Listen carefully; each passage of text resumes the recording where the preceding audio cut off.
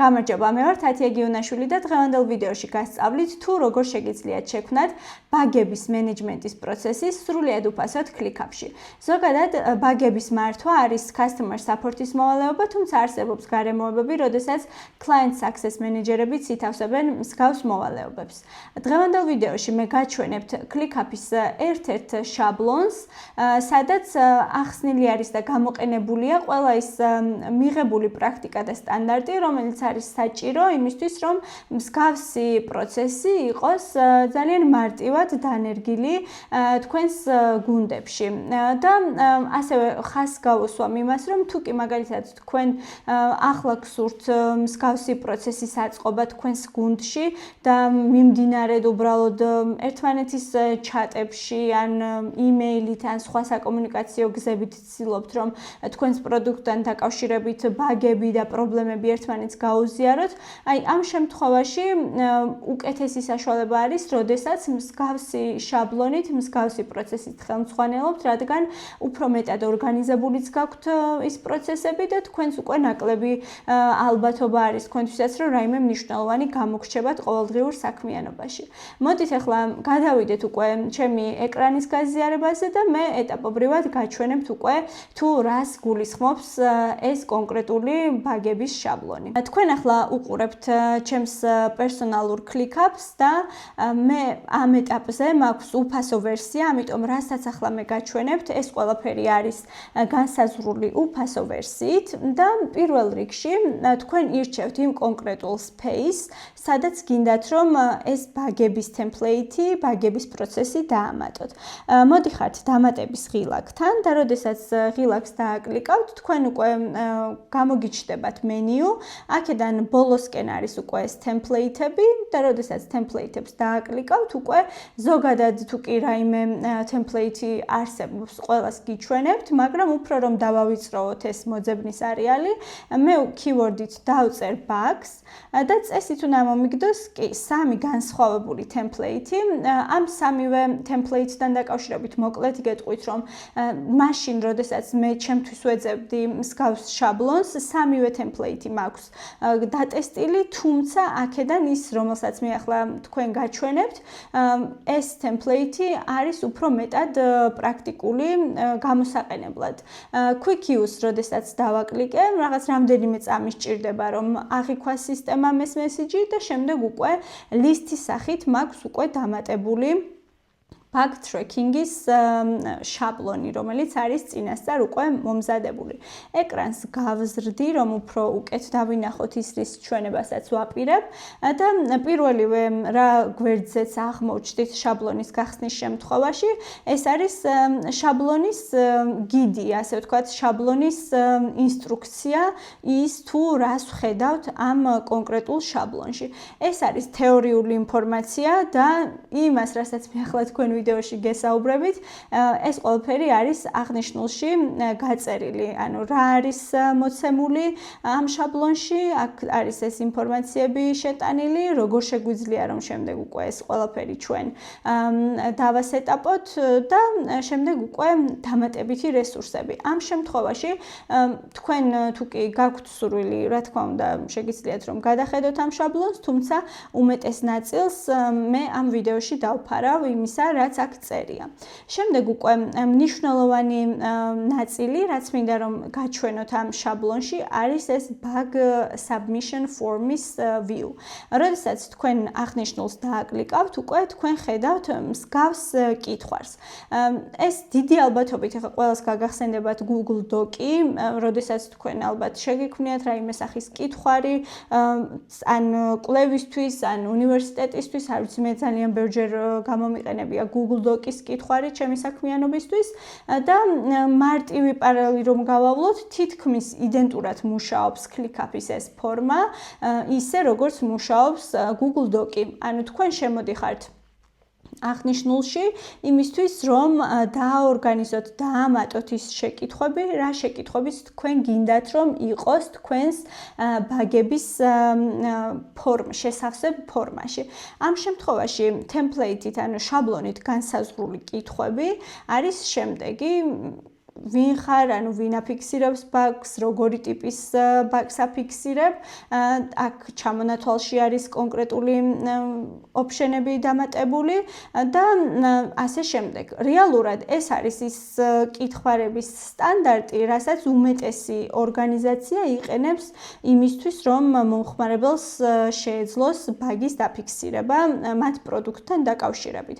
თუ კი თქვენ გაქვთ სურვილი, რომ აღნიშნული კითხვარის შეცვალოთ, რაღაც კონკრეტული ველები არ იყოს მაგალითად სავალდებულო, ან კითხვარი არ მოგწონთ, კითხვა არ მოგწონთ და შეგიძლიათ რომ ამოიღოთ ან დამოდიფიციროთ და ასე შემდეგ, თქვენ ამის საშუალება რა თქმა უნდა გაქვთ. მეც მაგალითად ჩემს ყოველდღიურ საქმიანობაში ვიყენებ აღნიშნულ ფორმას, მაშინ როდესაც უკვე ბაგებზე ვმუშაობ და თუმცა მიუხედავად ისა, რომ ეს შაბლონი არის ჩემთვისაც გამოყენებული, მაინც თითქმის ვერ იცნობთ რომ ნახოთ, იმიტომ რომ უმეტესი კითხვარი მე მაქვს შეცვლილი. და მოდი ვნახოთ როგორ შეგვიძლია რომ ეს კითხვარი შევცვალოთ. აქვე გვაქვს ჩვენ სამი თაბი და პირველი არის build, რასაც აწერია, ანუ სწორედ აქედან ჩვენ შეგვიძლია რომ კონკრეტულ კითხვარებს რაღაცები შევუცვალოთ. ამ შემთხვევაში მაგალითად ეს ვინ აფიქსირებს ბაგს შეგვიძლია რომ ეს დავტოვოთ. რეპორტის ტიპი მე მაგალითად მოვხსნი და required არ იქნება, ანუ ამის შევსების გარეშეც შეძლებს მომხმარებელი რომ დააფიქსიროს ბაგი, ასევე მაგალითად აი ამ კონკრეტულ კითხვარს საერთოდ ამოვიღებ, ბაგის აღწერას დავტოვებ, გრძელ აღწერასაც მოვუხსნი საჭიროების ღილაკს და ასევე ასატვირთ ფაილსაც მოვუხსნი და აქვე ერთ კომენტარს გავაკეთებ, რომ მანამ სანამ გადაწყვეტ თუ რომელი კითხვა იყოს სავალდებულო და რომელი არა, ძალიან კარგად დაფიქრდით, რადგან ხშირ შემთხვევაში მომხმარებლები თავს იკავებენ ბაგის დაფიქსირებაზე, მხოლოდ და მხოლოდ იმიტომ, რომ უამრავი ველი არის შესავსები, ბევრი რაღაც აქვთ ასატვირთი და აი ამ თავის ტკივილს ასე ვთქვათ, საერთოდ არჩევენ, რომ უბრალოდ ყურადღება არ მიაქციონ ამა თუ იმ ბაგს. ამიტომ რაღაცნაირად ისეთნაირად უნდა იყოს ეს კითხვებიც დაორგანიზებული, რომ მომხმარებელს არ დაეზაროს ჩვენი კითხვარის შევსება. აქაც შეგვიძლია რომ ეს required მოვხსნათ. და თუ კი მაგალითად აი ამ ლინკს საერთოდ ამოვიღებ და თუ კი მაგალითად მინდა რომ სხვა საერთოდ ახალი კითხვა დავამატო, add questions, როდესაც დავაკლიკავ, აქ ამოგვიყრის იმ ყველა შესაძლო ვარიანტს, რის დამატებაც მე შემიძლია და მოდი ამ შემთხვევაში long text დავამატებ, ანუ გრძელ ტექსტს და დავწერ უბრალოდ other notes. და ჩემი კითხვარის ფორმაც, ასე ვთქვათ, არის უკვე მზად. და preview-ში როდესაც გადავდივარ, შემიძლია რომ ნახო, რომ ხო ნამდვილად დაემატა ის, რაც დავაედიტე და ასევე აქ თქვენ setting-ებსაც ხედავთ. ამ შემთხვევაში მე setting-ების ფუნქციონალს არ შევეხები, რადგან აქ რაც არის გამოტანილი, ეს უმეტესი არის განსაზღვრული ფასიანი ვერსიით და დღევანდელ ვიდეოში მე მინდა გაჩვენოთ ყველა ის ფუნქციონალი, რომელსაც ფარავს უფასო ვერსია. თუმცა აქაც ხას გავუსვამ იმას, რომ აი ამ ყველაფრის გარეშეც თავისუფლად მუშაობს აღნიშნული template და რაღაც დაბრკოლებებს ნაკლებად შეგიქმნით. ამიტომ თუ კი არ გაქვთ ფასიანი ვერსია, ეს დიდ პრობლემას არ წარმოადგენს ამ კონკრეტულ შემთხვევაში.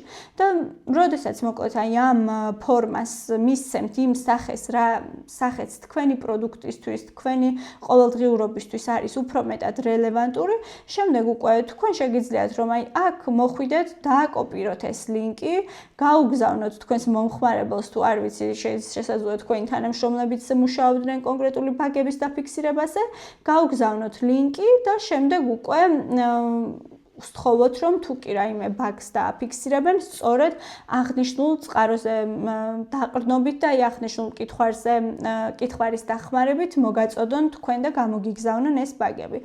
და მოდით ახლა ახალ თაბში გავხსნათ ეს ბაგის ფორმა, რაც ჩვენ ახლა შევქმნით და შემდეგ უკვე ვნახოთ, როგორ შემოდის ეს ბაგები ჩვენს ClickUp-ის ლისტში.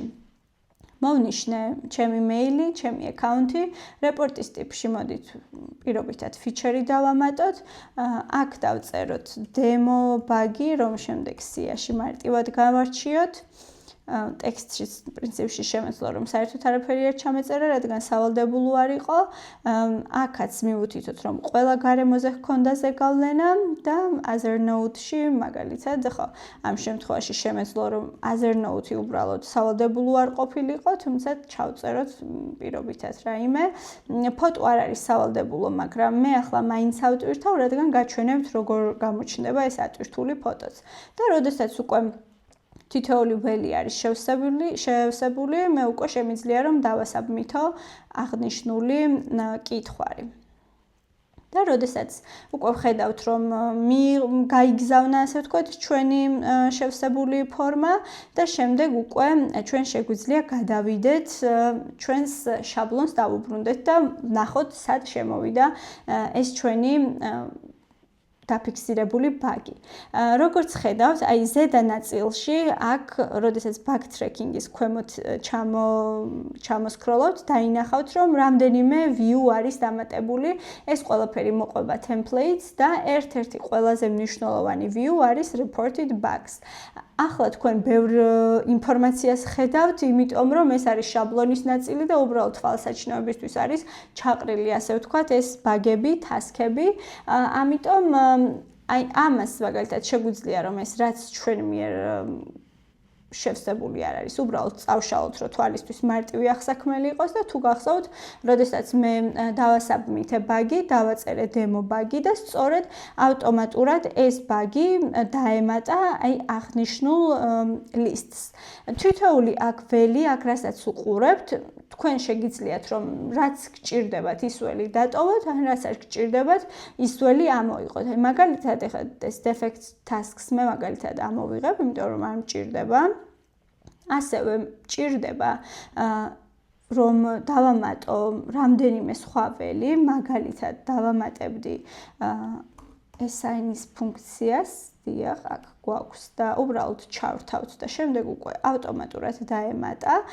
ჩემთვის ეს არის მნიშვნელოვანი ველი, ამიტომ გადმოვაგდებ დასაწყისში და შემდეგ მოვინიშნავ თავს, ან შემდეგ უკვე როდესაც ბაგის სპეციფიკას გავეცნობი, აქ თუ კი მეყოლება ჩემი გუნდის წევრები დამატებული, მოვნიშნავ რელევანტურ ადამიანს. ამის შემდეგ უკვე ჩვენ შეგვიძლია წავშალოთ არასაჭირო ველები, რაც ჩვენთვის არ არის მაგალითად ამ შემთხვევაში მნიშვნელოვანი იმისთვის რომ უფრო მეტად გავამარტივოთ ჩვენი სია და ამის შემდეგ შეგვიძლია რომ გავხსნათ უბრალოდ ეს შემოსული ბაგი და ვნახოთ ის მნიშვნელოვანი ინფორმაციები, რაც მითითებული აქვს მომხმარებელს. მე როდესაც ახლა ეს ბაგი დავასაბმითე, თითქმის არაფერი ინფორმაცია არ შევიტანე, ფოტო ავტვირთე, მეჩვენებინა რომ სად ჩნდება ეს ფოტო და ქვემოთ ბოლოსკენ attachment-ებში უკვე გამოგიჩნდებათ ეს აღნიშნული ფოტოც. და როდესაც უკვე თქვენ დაიწყებთ ბაგის დამუშავებას, რა თქმა უნდა, ეს არის ClickUp-ის სტანდარტული ტასკი და აქვე თქვენ შეგიძლიათ დაამატოთ subtask-ები, checklist-ები და ასე შემდეგ. ეს ყველაფერი მუშაობს ისე სტანდარტულად, როგორც იმუშავებდა ClickUp-ის რომელიმე ნებისმიერი დამატებული ტასკი. და შემდეგ უკვე ესეც შეგვიძლია რომ წავშალოთ, რომ ნაკლები ინფორმაცია გქონდეს ახლა თვალსაჩინოებისთვის, თუმცა წარმოიდგინეთ, რომ რამდენ ბაგსაც შეგივსებთ თქვენი მომხმარებელი, ყველა აბსოლუტურად აღმოჩნდება აქ და შემდეგ უკვე აი სტატუსის ველს ვერ ვხედავ და სტატუსის ველით შეგვიძლია რომ აქ დავამატოთ მაგალითად. და შემდეგ უკვე აი ამას თუ კი შევუცვლით ტესტინგზე, რა თქმა უნდა, წავა უკვე ამ ჯგუფში. ამის გარდა ეს არის სტანდარტული ClickUp-ის ლისტი, რომელიც დარწმუნებული ვარ, რომ ვისაც ClickUp-ში გიმუშავიათ, თქვენთვის იქნება საკმაოდ კარგად ნაცნობი. ამის გარდა ჩვენ აქვე ასევე შევხვდებით სტატუსების ბორდს. ეს სტატუსების ბორდიც აქ ორი ტიპის გვაქვს.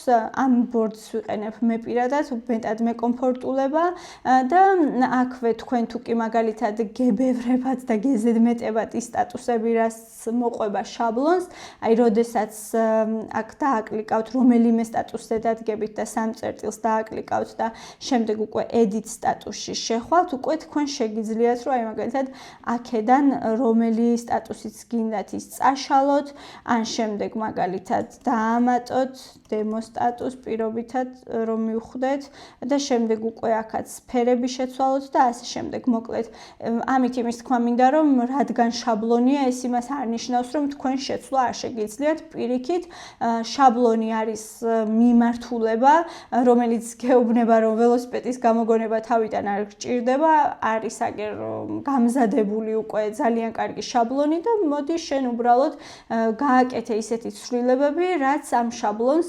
დაახლოვებს შენს პრაქტიკასთან და ეს არის მოკლედ ამ შაბლონის მთავარი დანიშნულება, რომ მოგცეთ მიმართულება და რაღაცებში ძალიან ბევრი ფიქრიც არ მოგიწიოთ და ბევრი დროის და რესურსის დახარჯვა. ამიტომ ნებისმიერ ამას, რასაც ხედავთ, რა ვიცი 99%-ის დაედითება, შეცვლა და თქვენს პრაქტიკაზე გადაწყობა შეიძლება. აქვე არის ასევე კალენდრის ხედვა, განტის view და ეს განტის view-ც არის საკმაოდ მნიშვნელოვანი, რადგან უკვე დროის ჭრილშიც გაჩვენებთ თუ სად რა ხდება და სად როგორ აგვარებთ. ამ ეტაპზე არ გვაქვს ჩვენ თარიღები მითითებული, ამიტომ ნაკლებად ვხედავთ რა ხდება ჩვენს განტის ჩარტზე და ასევე არის my submission-ების, ანუ ჩემი მიერ გაგზავნილი ბაგების სია ცალკე. აქ თითოეული სია, რასაც თქვენ ახლა ხედავთ, view ქვია უფრო სწორად რომ ვთქვათ, ClickUp-ის ენაზე, თქვენ შეგიძლიათ რომ წაშალოთ ან მაგალითად მოხსნათ პინი. ამ შემთხვევაში მე მაგალითად წავშლი სტატუსების ბორდს, რადგან მეორე ბორდიც მაქვს, ასევე აი აქ by feature რომ აწერია, ეს არის აბსოლუტურად იდენტური სია view, რასაც ჩვენ რეპორტით ბაგში ვხედავთ, უბრალოდ feature-ის მიხედვით არის გაფილტრული. შეგიძლიათ რომ წაშალოთ, ან მაგალითად ამ შემთხვევაში მოდით არ წავშლი, უბრალოდ pins მოვუხსნი და შემდეგ უკვე აი აქედან ბოლოში გადაინაცვლა. და ამასაც template guide-საც ამ შემთხვევაში წავშლი, ჩემთვის ვშლი იმიტომ რომ უფრო ნაკლები რაღაც მაქვს ჩემი თვალისთვის, მაგალითად უფრო კომფორტულია. თქვენ თუ არ გაწუხებთ, შეგიძლიათ რომ გქონდეთ რა თქმა უნდა ეს ყველა ინფორმაცია შენარჩუნებული აღნიშნულ შაბლონში და ამ შემთხვევაში რეპორტით ბაგს დაუტოვებ მარტო pins და აღნიშნულ ფორმასაც მოვუხსნი pins, რადგან ყოველთვის არ მჭირდება, ერთხელ მექნება ეს დაკოპირებული მოკლედ და გავრცელებული ჩემს მომხმარებლებში. ამიტომ ხო აქვე მექნება არ ვშლი რა თქმა უნდა, რადგან შესაძლოა რომ რაღაც კონკრეტული საკითხების შეცვლა, edit-ი ან კითხვარის დამატება რაღაც ეტაპზე დამჭირდეს. სულ ეს იყო, რისი გაზიარებაც მინდოდა ClickUp-ში ბაგების მართვის პროცესთან დაკავშირებით.